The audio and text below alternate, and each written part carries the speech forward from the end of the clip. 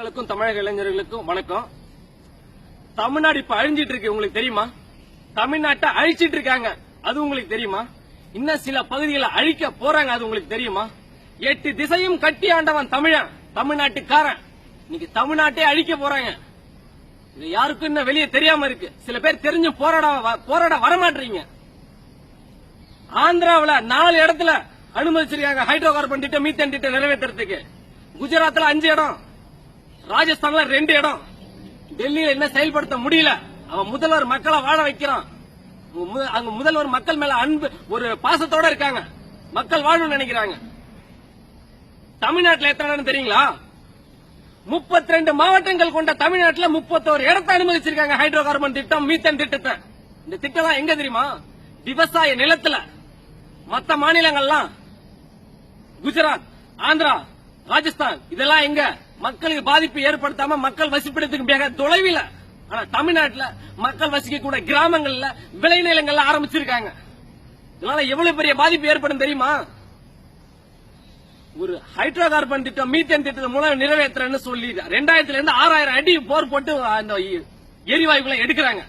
அந்த எரிவாயு குழாய்கள் வந்து சரியா பராமரிக்க முடியாம வெடிச்சு எத்தனை உயிர்கள் போயிருக்கு தெரியுங்களா? வெளிநாடுகள்ல. ஏன் நம்ம நாட்டில் அது மாதிரி நடந்திருக்கு. 2000 அடியில இருந்து 6000 அடி வரையும் போட்டு எரிவாயு நீ வெளியே எடுக்கிறீங்க. அதை எடுத்து வெளிநாட்டுக்காரனுக்கு விக்கிறீங்க. எங்களுக்கு கொஞ்சம் தான் கொடுக்குறீங்க. நீங்க லாபம் சம்பாதிக்கிறதுக்கு எங்களை அழிக்கிறீங்க. 40 ஆறு ஓடுது கேரளாவில். ஒரு பிடி மண்ணால முடியாது உங்களால. கேரளாக்காரன் அந்த மாதிரி வச்சிருக்கிறான் சட்டம். தமிழ்நாட்டுக்காரன் இருக்கக்கூடிய கனிம வளம், ஆற்று மணல், கிரானைட் எல்லாத்தையும் கொள்ளடிச்சு வித்துறான். இப்ப ஆற்று மணல்ல கொள்ளை அடிச்சு கேரளா, கர்நாடகா, ஆந்திரா எல்லாத்துக்கும் அணைக்கட்ட கொடுக்கறான். அவன் நமக்கு தண்ணி கொடுக்க மாட்டான்.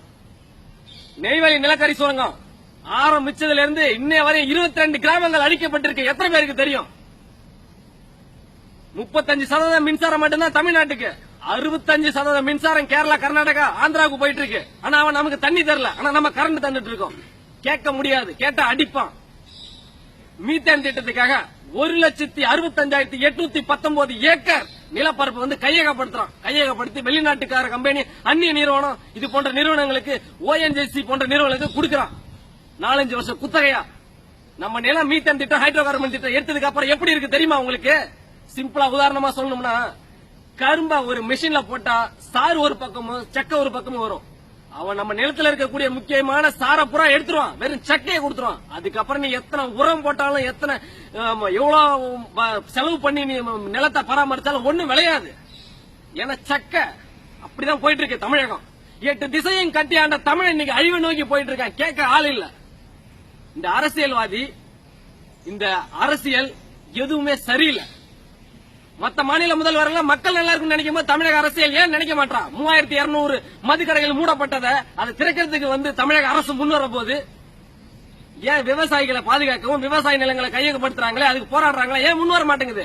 ஏன் நீங்களே வாரி கொடுக்கறீங்க? தமிழக மக்களை காக்க வைங்க, தமிழக மக்களை நீங்களே அழிக்கிறீங்க. மத்திய அரசும் மாநில அரசும் சேர்ந்து தமிழ்நாட்டை அழிக்குது. மற்ற மாநிலங்கள்லாம் 4 இடம் 5 இடம் ஹைட்ரோ கார்பன் திட்டத்தையும் மீத்தேன் திட்டத்தையும் எடுக்க அனுமதிச்சுட்டு 32 மாவட்டம் கொண்ட தமிழ்நாட்டில் 31 இடத்தை அனுமதிக்கிறீங்கன்னா அப்ப தமிழ்நாட்டை அழிக்க தானே? Make in India, digital India, தூய்மை இந்தியான்னு சொல்றீங்க. இத்தனை இந்தியா வச்சு 800 துறைமுகத்தில் கப்பல் விபத்து ஏற்பட்டது. என்ன பண்ணீங்க? ஒரு இயந்திரத்து மூலமா என்ன படலங்களை அகற்ற முடிஞ்சது அவங்களால? முடியல. பக்கெட் வச்சீங்க. தண்ணியில் மேல இருக்கக்கூடிய எண்ணெயவே உங்களால பாதுகாக்க எடுக்க முடியல இயந்திரத்து மூலம். எரிவாயு குழாய் வெடிச்சதுன்னா சுத்துப்பட்டு கிராமங்களும் தமிழ்நாடே அழிஞ்சு போகும். சுத்தி புல் பூண்டு கூட முளைக்காம போயிடும். என் நிலத்துல வேணாம், என் நிலத்துல எடுக்காத அப்படின்னு போராடக்கூடிய தமிழ்நாட்டு மக்களை அரசியல்வாதி, மத்திய அரசும் மாநில அரசும் காவல்துறையை வச்சு அடிக்கிறாங்க. காவல் தெய்வம்னா என்னங்க? கருப்பு சாமி, ஐயனார், வீரனார், முனீஸ்வரன், சுடலமாடம் எல்லாம் காவல் தெய்வம். காவல் தெய்வம் நம்மளை காக்கும்னு நினைச்சு மக்கள் கும்பிடுறாங்க. காவல்துறைனா என்ன? காவல்துறைனா மக்களை காக்கணும், நம்மளுக்கு பாதுகாப்பா இருக்கணும். நம்ம வரி பணத்தை வாங்கிட்டு நம்மளே அடிக்கிறாங்க. அரசியல்வாதிக்கு சொம்படிச்சு நீங்க அப்படியே தலையை குனிஞ்சிட்டு தான் போயிட்டு இருக்கீங்க. விவசாய மக்கள் வாழ்றதுக்காக விவசாய நிலத்தை கையகப்படுத்தி அவனுங்க எரிவாயு குழாய் அமைக்கிறாங்கன்னு போராடுறாங்க. சமீபத்தில் கதிரமங்கலத்தில் அந்த எரிவாயு குழாய் வெடித்து எண்ணெய் படலங்கள் குடிநீரிலையும் விவசாய நிலங்களையும் பாதிச்சிச்சு. யாருக்கும் தெரியாதவன் இல்ல, எல்லாருக்கும் தெரியும். போராட முன் வர மாட்டீங்க. இன்னைக்கு தஞ்சை மாவட்டம், நாளைக்கு கடலூர், அடுத்தது தமிழகமே. உயிர் மிஞ்சுமா? தமிழ்நாட்டுல உயிர்கள் மிஞ்சுமா? எனக்கு என்ன நீங்க போயிட்டீங்கன்னா கடைசியா உயிரே இருக்காது. அகதிகள் மாதிரி நம்ம அண்டை மாநிலங்கள தான் போய் வாழணும். 1960 சோமாலியா மிகப்பெரிய விவசாய நாடு. மீத்தேன் திட்டம், ஹைட்ரோ கார்பன் திட்டம் மூலமா எல்லாத்தையும் அந்த நாட்டுல செலுத்தி வெளிநாட்டுக்காரங்க கம்பெனி அந்த நாட்டு அரசியல்வாதிகள் கைக்குள்ள போட்டுட்டு அந்த ஹைட்ரோ கார்பன் திட்டம், மீத்தேன் திட்டத்து மூலம் அங்க எடுக்கிறன்னு போய் அந்த விவசாய நிலத்தை அழிச்சிட்டாங்க. இன்னைக்கு அந்த விவசாய நிலத்துல வெறும் புல் பூண்டு கூட முளைக்கல. அதே மாதிரி நிலைதான் தமிழகத்துக்கு வரப்போகுது. அது உங்களுக்கு பல பேருக்கு தெரிஞ்சு நீங்க போராடம் வர மாட்டீங்க, பல பேருக்கு தெரியல. அதுதான் வேதனைக்குரிய ஒண்ணு. காவல்துறையிட்ட ஒண்ணு கேட்டுக்கிறேன். போராட்டத்தில் கலந்துக்கூடிய ஆம்பளைங்களை கைது பண்ணி உள்ள தள்ளிடுறீங்க. பெண்கள், முதியவர்கள், குழந்தைகள் பார்க்காம தடியடி நடத்துறீங்க. ஒரு வயசான அம்மாவை 2 காவல்துறை ஆளு அடிக்கிறாங்க. ஐயா, வயசான அம்மா. சரி, அடிச்சுட்டு நீங்க என்ன திம்பீங்க? சோறு தானே திம்பீங்க. அந்த சோறை யாரு விளைவிக்கிறா? அந்த அரிசியை யாரு விளைவிக்கிறா? ஒரு விவசாயி. சொந்த நிலத்துல சொந்த விவசாய ஓட விட்டு அடிக்கிற காவல்துறை சோறு தானே திங்குது, வயிற்றுக்கு வைக்கலாம் திங்கிறீங்க. சிந்திச்சு பாருங்க. அந்த போராட்ட காலத்துல உங்க அம்மாவோ, உங்க அப்பாவோ, உங்க பொண்டாட்டியோ, மாமனோ, மச்சானோ, அக்காவோ, தங்கச்சோ யாராவது இருந்தா இந்த மாதிரி அடிப்பீங்களா நீங்க? என்னையா, காவல்துறைக்கு ஒரு சட்டம், பொதுமக்களுக்கு ஒரு சட்டமா? அடிக்கிறதுக்கு அனைத்து பாதுகாப்பு சாதனங்களும் அணிஞ்சிட்டு வந்து அடிக்கிறீங்க. அவன் தெரிஞ்சுதான் ஓடிட்டு இருக்கான், திருப்பி அடிக்கல.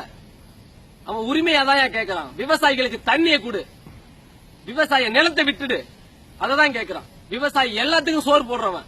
சுயநலமா வாழாத ஒரே மனிதா யாருன்னா விவசாயி தான். ஊழல் பண்ணாம வாழக்கூடிய ஒரு மனிதா யாருன்னா விவசாயி தான். மத்திய அரசும் மாநில அரசும் சேர்ந்து இன்னைக்கு விவசாயியை கொன்னுட்டு இருக்கிறான்.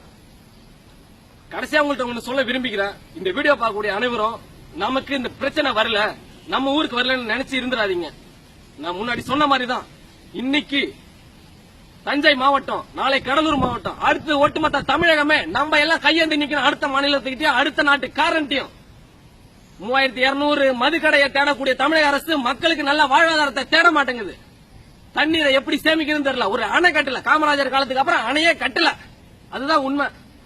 ஊழல் ஊழல் ஊழல்னே போச்சு அரசியல். தமிழ்நாட்டு மக்களை யாரும் காப்பாத்துறதுக்கு ஆள் இல்லையா? என் உரிமையை கொடுன்னு போராடும் போது நீங்க அடிச்சு விரட்டுறீங்க. அழிவு நிச்சயம் தமிழ்நாட்டுக்கு. நீங்க போராட முன் வரலனா, இந்த திட்டத்தை தடை செய்யாம விட்டீங்கன்னா நாளைக்கு நாம எல்லாமே இன்னொரு நாட்டுல தான் கையேந்தி நிக்கணும், இன்னொரு மாநிலத்தை தான் கையேந்தி நிக்கணும். மத்திய அரசே, மாநில அரசு விவசாயிகளை வாழ விடு.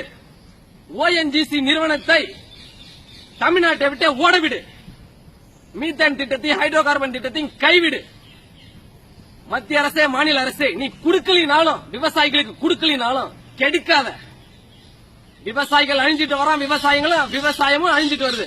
நாளை உலகமே அழிய போகுது. இதுதான் நிசப்தமான உண்மை. விவசாயிகளுக்கு ஆதரவாக உங்களில் ஒருவன் ரவி.